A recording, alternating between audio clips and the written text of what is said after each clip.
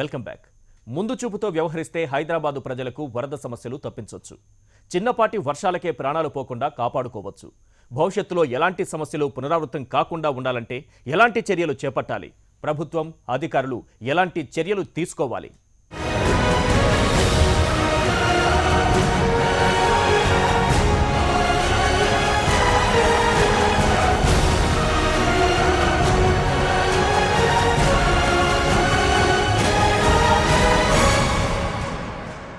Sir, ఇన్ని లోపాలు కనిపిస్తున్నాయి ఈ నగరంలో. వర్షం పడితే చాలు నగరం ఈ దుస్థితికి.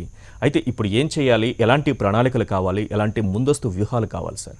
తక్షణం చేయాల్సింది ఏంటంటే ఇలాంటి వాటర్ లాగింగ్, అంటే నీరు ఎక్కడికక్కడికి నిలిచిపోతే డెంగ్యూ, మలేరియా, కలరా.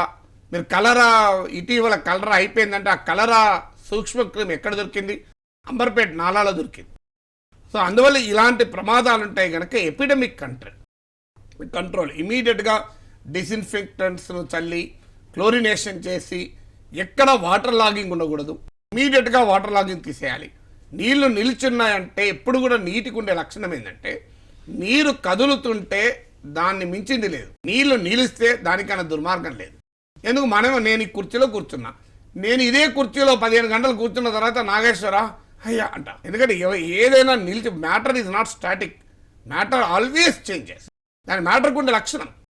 అందువల్ల ఈ స్టాగ్నెంట్ వాటర్ను ఎక్కడికక్కడికి తొలగించేసి డ్రై చేయాలి. ఎక్కడ వాటర్ నిల్వ ఉంటే అక్కడ డిస్ఇన్ఫెక్టెంట్ చల్లి క్రిమి సంహారకాలను చల్లాలి. అది కూడా పనిచేసే క్రిమి సంహారకాలు. తర్వాత రెండోది ఏమేంటంటే ఎక్కడికెక్కడికి అంటు రోగాలు ప్రబలకుండా ఎపిడమిక్ కంట్రోల్ చర్యలు తీసుకోవాలి. మూడోది లోతట్టు ప్రాంతాలు ఉన్నటువంటి ప్రజలకు తక్షణం ఆహార సరఫరా చేయాలి. వాళ్ళ చాలా పాంపాలలో పాపం వాళ్ళు తట్టబుట్ట చదువుకొని రోడ్డు మీదకి వచ్చేసారు. నాలుగవది అర్బన్ హౌసింగ్.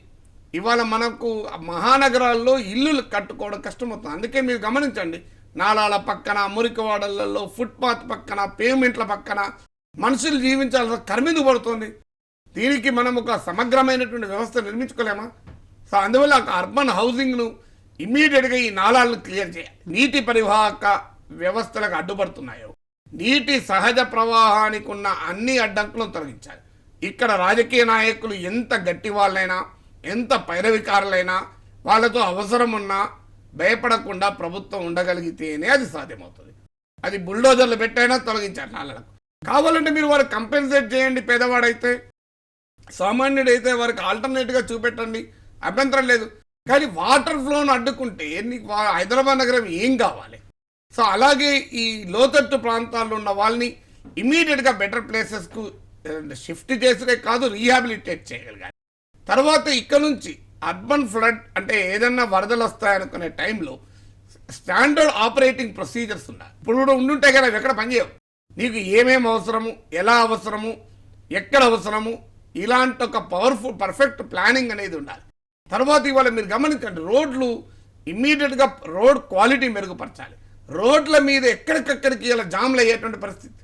కనీసం ఒక సమాచారం ఉండదు. ఇంకో పలానా చోట మహానగరంలో వర్షం కురబోతుంది, మీరు అటువైపు రాకండి అని చెప్పగలిగేటువంటి ఒక పవర్ఫుల్ కమ్యూనికేషన్ వ్యవస్థ ఉండాలి. ఇవన్నీ లేవా అంటే ఉన్నాయి, కానీ ఇవన్నీ పర్ఫెక్ట్గా లేకపోవడం వల్లనే ఇలా రోడ్ల మీద మనకు నదులు కలుస్తున్నాయి, కార్లను తాళ్ళేసి లాక్కెళ్లాల్సిన కర్మ మనకు పట్టింది. ఇది ఇప్పటి వరకున్న హెడ్లైన్స్ పై ప్రొఫెసర్ కె నాగేశ్వర్ గారి విశ్లేషణ. చూస్తూనే ఉండండి HM TV.